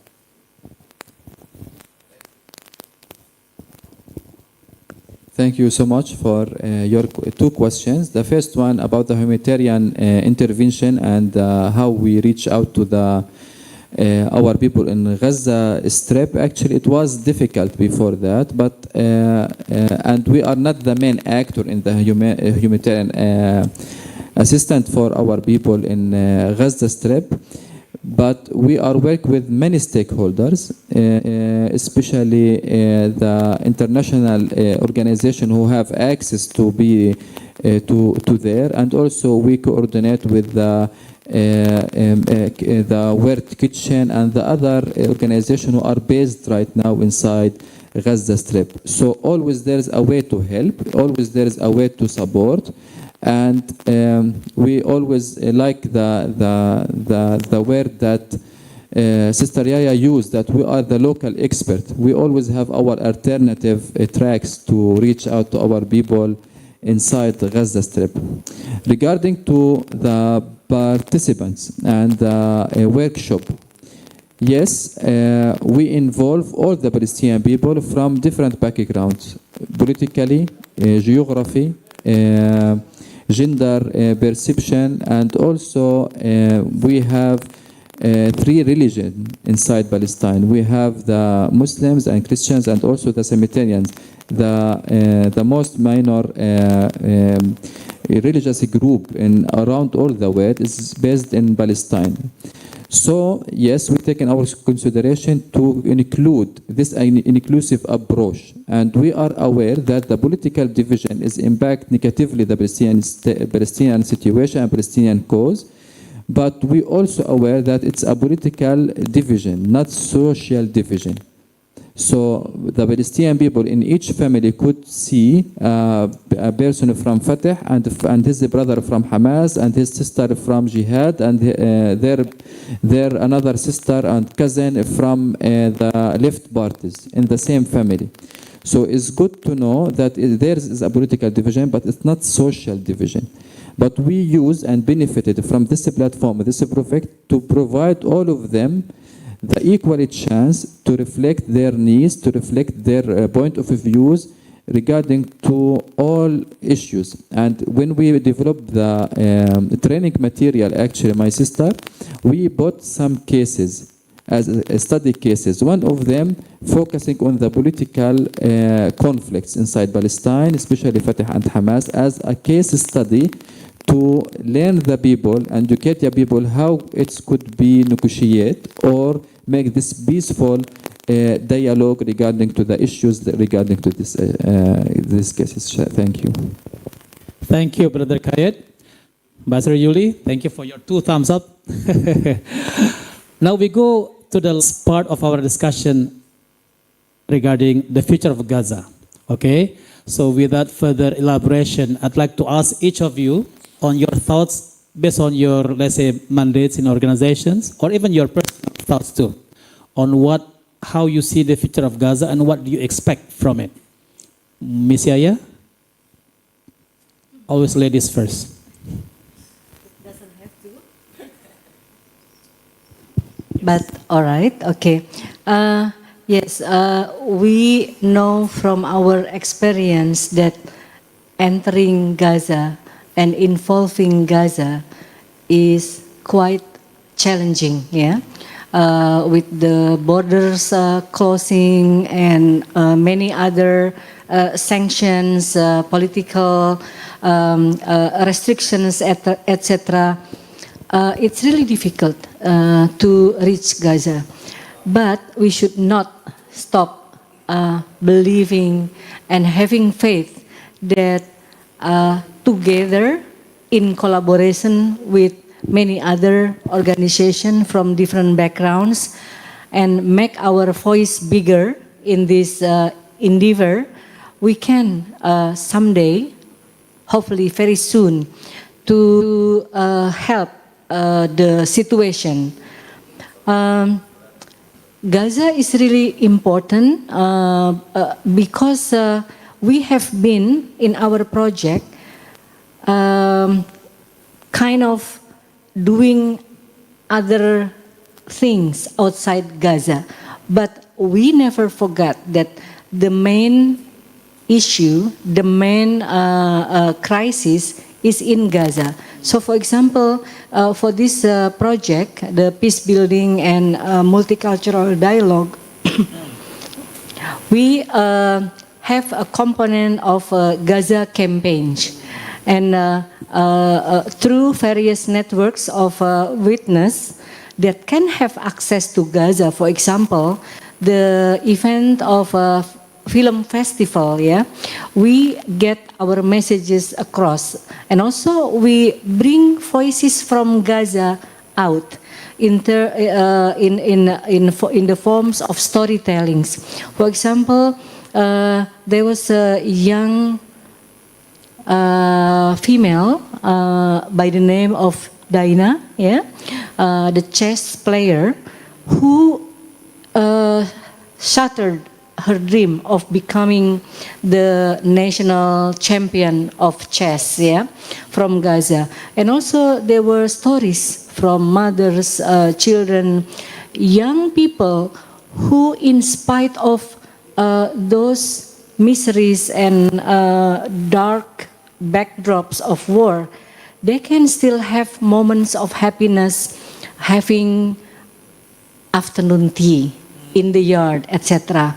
So those spectra of miseries, hopes, and also dreams of people of Gaza, we make them visible and heard to the outer world. Yeah, with that, hopefully, although we are working from outer parts of Gaza, we can still support Gaza, and that needs to be assured, to be guaranteed in its sustainability.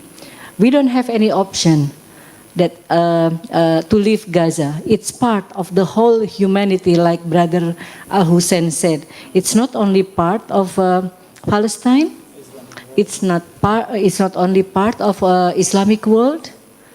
it's part of our humanity, it's part of our dignity. When we leave Gaza behind because it's difficult, for example, then we leave the whole dignity, the whole humanity. Thank you. Thank you. Applause to Yaya.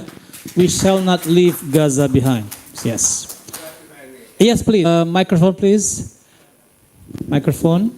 So from Indonesia, Palestine will be the last to speak.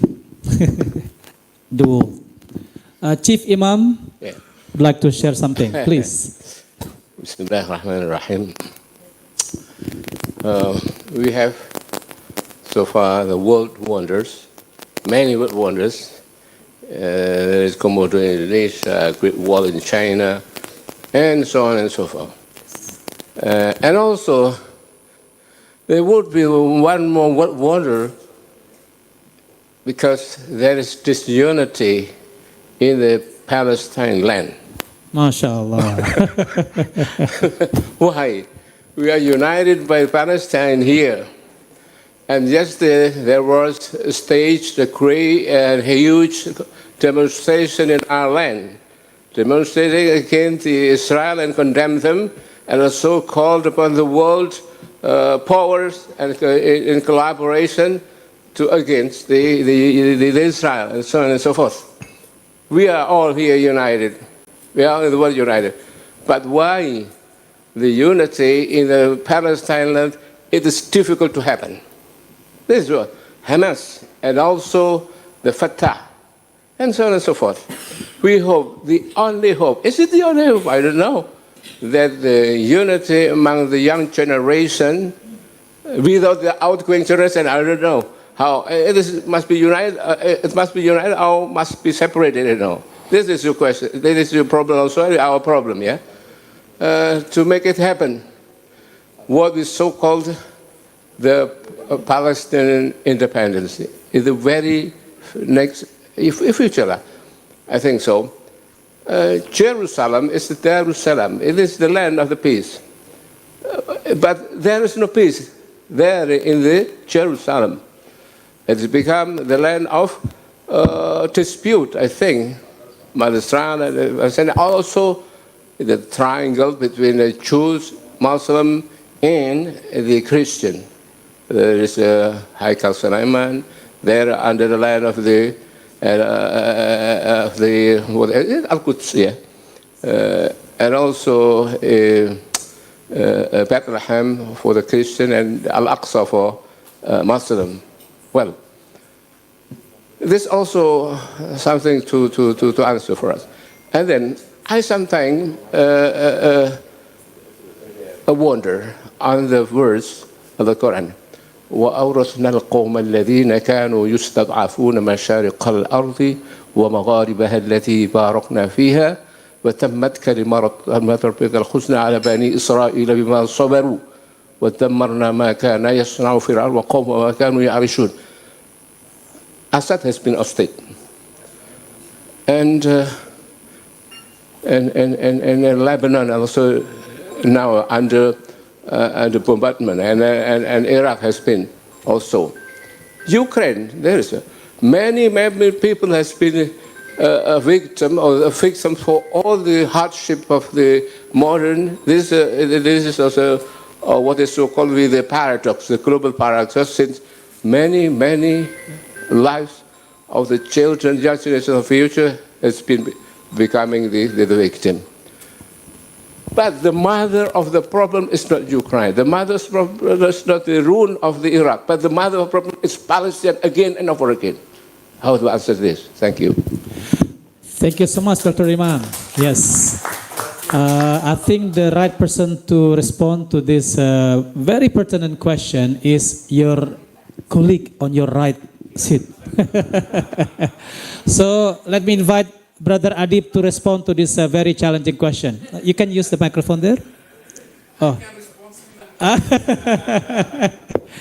But due to our limited time, so please make it quick. Yeah, thank you. My brother, after Dr. Imam, any talk will be very difficult because what he said is very important. I know. I cannot compare any talk to his talk. Okay. But actually, I will answer his question, but also I want to mention, refer to what you said before regarding how the perspective of the Palestinian people about the Indonesian. And this is very important question, because Palestinian people usually, they looking for the Muslim Ummah support.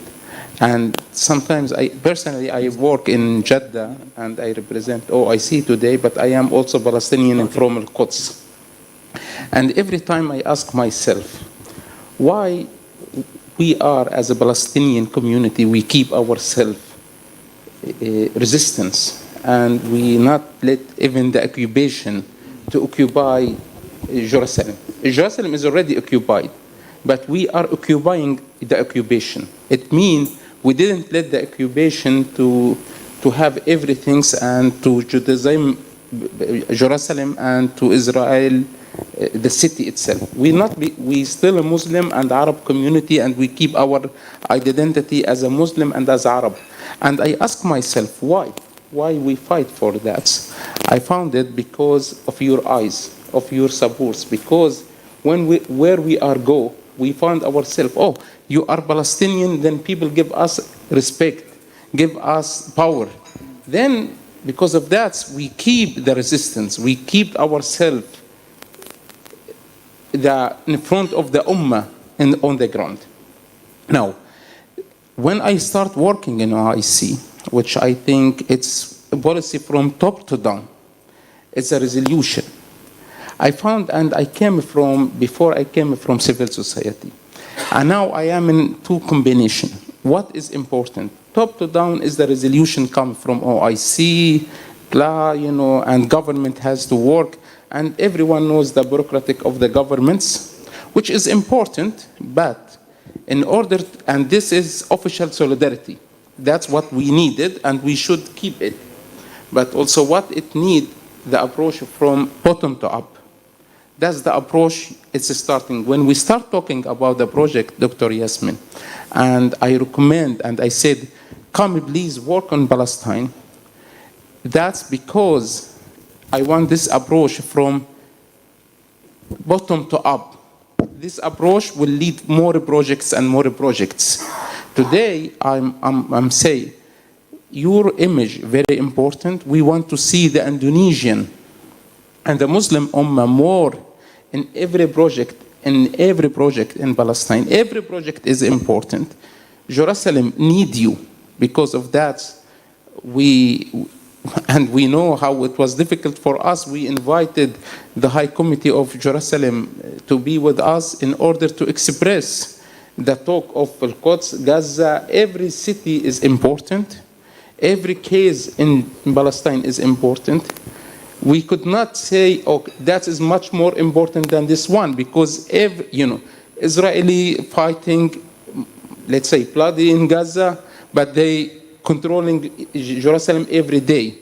They, like 2 weeks before, they take 70,000 dönum of land from the West Bank.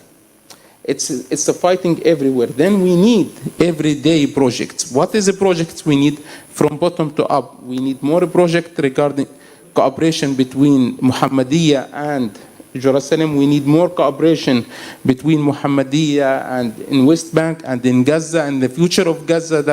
You will talk about it. What is the future of Gaza? I can tell you, future of Gaza is in our hand. Israel destroyed everything in Gaza. Nothing in Gaza anymore.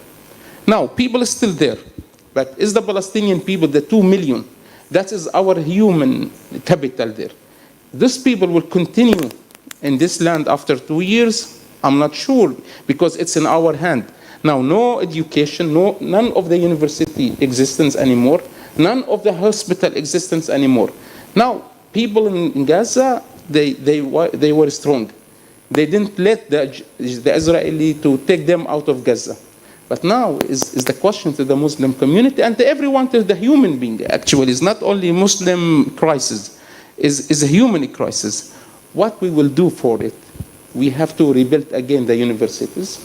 We have to rebuild again the schools. We have to rebuild again the universities. Because without the generation educated generation in Gaza, we will lose it. We will lose the Palestinian community. The Palestinian cause will continue as long as the Palestinian existence, educated, has a hospital, has a services. Now, as a Muhammadiyah approach, your approach to grow up Muhammadiyah concept and to keep Indonesia as a good model, and alhamdulillah and mashallah we find today, and I am in my visit in Jakarta, I am impressed by Jakarta, I am impressed by your work, your kind work. That's what we need. We need Muhammadiyah concept to be in Gaza, to be in Jerusalem. Maybe I will bothering your time every time. I should work in official. I should telling everyone about my resolution. This is top down. I do in my work, but I will not forget. Also, I have this approach from bottom to up to remind you every day and everyone, please come and build Gaza. Please come and work in Al-Quds. Open your offices in Al-Quds. Work with the education of Al-Quds, working in Gaza. Maybe I know it's not in our hand, but at least we have to do as much as we can for the benefit of the people. The Palestinian community did a lot, and I am one of those people. I keep myself in the city. We fight. None of the world, fighting for existence, but we fight in order just to be existence. Not for sovereignty, but to be existence. Because it's become challenging for us as a Palestinian to be existence or not in the city. In Gaza and Jerusalem, each city has its unique. Now the question, and we need Muhammadiyah support, we need Indonesian support. What Kayet told, when we receive a lot of financial aid from Europe and America. But once you receive it from your brother, it's different. And you, the brothers of the Palestinians, and we, one ummah working for peace and justice for the Palestinians and for everyone. And thank you very much. Thank you, Brother Hadib. So again, he said that you all are welcome to visit Palestine, West Bank, even Gaza. Yeah, but of course we have to find out the mechanisms to go there. Anyway, before I conclude, yes, Brother Adib and also our brothers here, also sister, they keep mentioning about Indonesia. Of course, Indonesia is with the government, right? And of course, we know that Indonesian government is very supportive for any cause assistance toward Palestine. Then in this regard, we are also grateful to have our representative from the Ministry of Religious Affairs, ya, Mbak Rani, Mbak Ibu, from Kementerian Agama, Kemenak, Ibu. So thank you for being with us. So she's from the Ministry of Religion or Ministry of Religious Affairs, who are showing their support for this event as well. And the ministry has been very helpful also in mobilizing funds as well for Palestine. Thank you once again, Ibu. Okay, one last question. Perhaps I think let us keep half an hour time. So we are due already, yeah? Okay, so maybe give the floor to our brother from OIC, Dr. Al Hussein, on how you would like to see Gaza in the future. Yeah.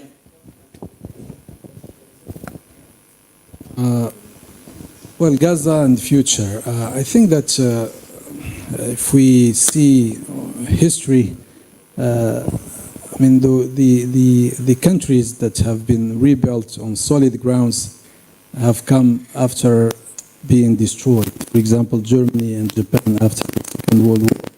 Now they are great powers, but before they were completely demolished and there was a lot of blood in the streets. So I think that there is no easy freedom, no easy liberation. I think that the Gazans have gone through a lot of trouble, but inshallah they will come stronger from this war and they will rebuild their country with the support of the international community and support of the Muslim Ummah, including this beautiful country, which is in Indonesia, and I prefer to stop here. Thank you. Thank you, Brother Kayed, Brother Al Hussein, Sister Yaya. Let us give a round of applause to our esteemed speakers for their thoughts, for their motivation to us, for their sharing with us. And of course, I'd like to thank everyone for being patient with us, listening to this, let's say, discussions. And of course, as Professor Shafiq mentioned, this is not the beginning, this isn't the end, but it's going to be continuous. It's going to be long and winding road for all of us for this Palestinian cause. Okay, maybe that's after this. Yeah. With that, let me conclude this talk show. Alhamdulillahirabbil alamin. Wassalamualaikum warahmatullahi wabarakatuh.